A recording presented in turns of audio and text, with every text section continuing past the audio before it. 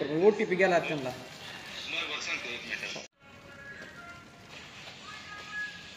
बघा रिजेक्ट असायचा मला चांगला नाही लाईट असे तिकडे असं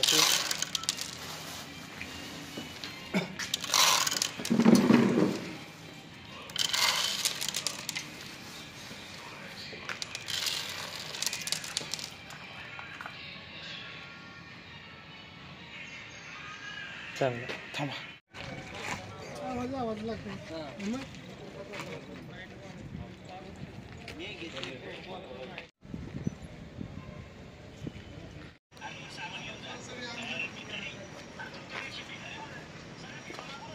जवळचे तर देऊ नका कमीत कमी तारखा तिसरा दिवस आहे जवळच्या मूल्यावर आणि जवळच्या उंबरची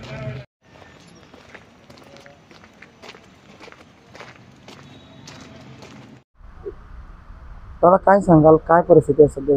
सरकार शेतकऱ्याच्या मुळावर उठलंय. मी शिवाजी सरडे या खरेदी विक्री संघाचा संचालक आहे आणि शिवसेनेचा कार्यकर्ता पण आहे. आज जी परिस्थिती निर्माण झाली ती अतिशय बिकट आहे. कारण आज अतिशय कवडीमोल किमतीनं सोयाबीन शेतकऱ्यांना व्यापाऱ्यांना विकावं लागतंय. त्याच्या मागं सरकारचं धोरण आणि त्याच्यातच शेतकऱ्याचं मरण आहे अशी पद्धत आता सुरू झालेली आहे. तर सरकार हे खरेदी विक्री सेंटर चालू करत असताना बारदानामुळे बंद पडणं हे करणं ही एक चुकीची पद्धत आहे. कारण एखाद्या मेलेल्या जनावरावर जसे गिधाडं तुटून पडतात तसं शेतकऱ्यावर व्यापारी तुटून पडत आहेत आणि अशा कंडिशनमध्ये शेतकरी रात्रभर इथं थंडीत कुडकुडत आहेत आणि त्यांची जेवायची सोय नाही, राहायची व्यवस्था नसल्यामुळं अतिशय दयनीय अवस्था या महाराष्ट्रातल्या आणि या विशेष करून आमच्या जिल्ह्यातल्या शेतकऱ्याची झालेली आहे.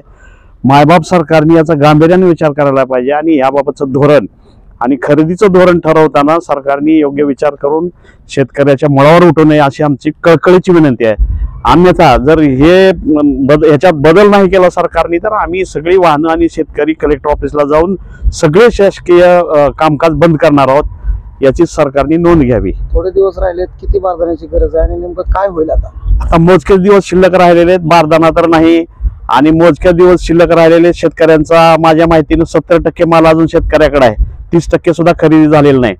तर अशा परिस्थितीमध्ये जर बारदाना नसेल आणि बंद पडत असेल सेंटर तर माझ्या माहितीनं याचा गैरफायदा व्यापारी उठवणार आहेत आणि शेतकऱ्यांना योग्य प्रकारे लुटण्याचं काम व्यापारी करत आहेत. तर याचं जर शेतकरी वाचवायचं असेल तर सरकारनं व्यवस्थित खरेदी केंद्र चालवावी आणि शेतकऱ्यांना न्याय द्यावे अशी कळकळीची नम्र विनंती या सरकारला आहे. किती बारदाण्याची गरज आहे सध्या? आणि दररोज माझ्या माहितीनं इथं दररोज 3 ते 4 हजार कट्टे सोयाबीन लागतं, म्हणजे कट्टे लागतात. पण इथं 1000-2000 दिले जातात, 4-4 दिवस बंद होतात, मध्ये 24 दिवस बंद होतं. त्यामुळे इतका प्रचंड ताण आलेला आहे आणि बराचसा नोंदणी झालेली आहे शेतकऱ्यांची. त्या नोंदणीचा विचार करताना जर 4-5 दिवसात मुदत संपत असेल तर पूर्णपणे 70% माल हा व्यापाऱ्याच्या घशात जाणार आहे आणि शेतकरी पूर्णपणे नागावला जाणार आहे आणि ग्रामीण भागातली अर्थव्यवस्था पूर्णपणे कोलमडून पडण्याला जबाबदार हे सरकार आहे. मायबाप सरकारने याचा नीट विचार करावा आणि धोरणात्मक निर्णय घेऊन खरेदीचं सेंटर व्यवस्थित चालवावं अशी कळकळीची विनंती आहे सरकारला. अन्यथा आम्हाला रस्त्यावर उतरण्याशिवाय पर्याय नाही.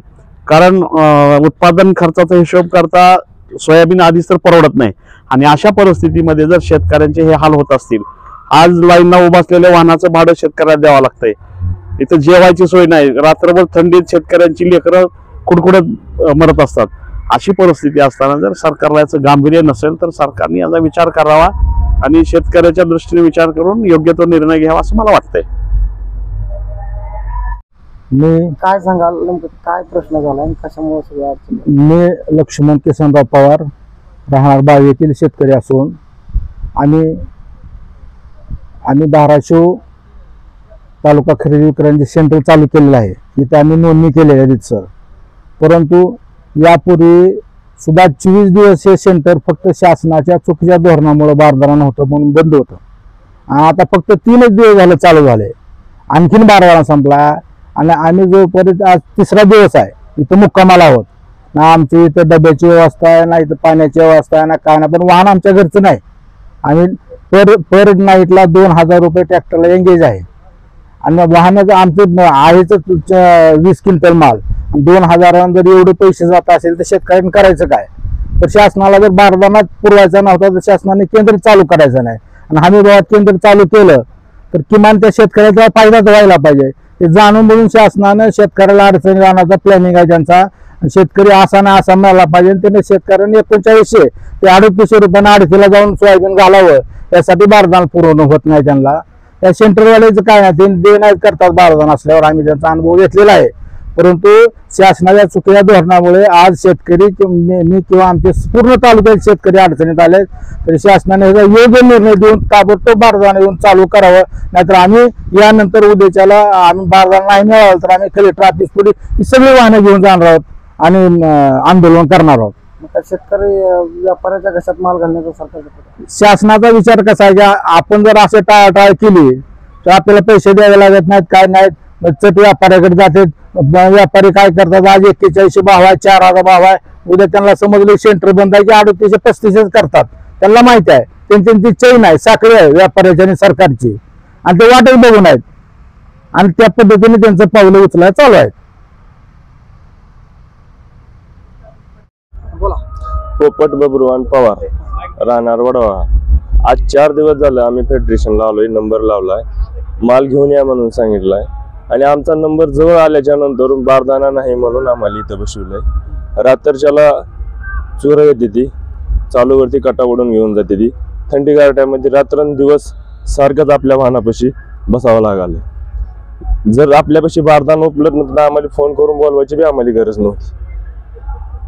घरची परेशानी आमची वाली, आणि ही आता दुसरी परेशानी आमच्या पाठीमागे लावली. आज बरोबर 4था दिवस आहे आमचा वाला इथं येऊन. काय करायचं विकून सोयाबीन? काय करणार आता विकून सोयाबीन? घरात ठेवून बी फायदा नाही.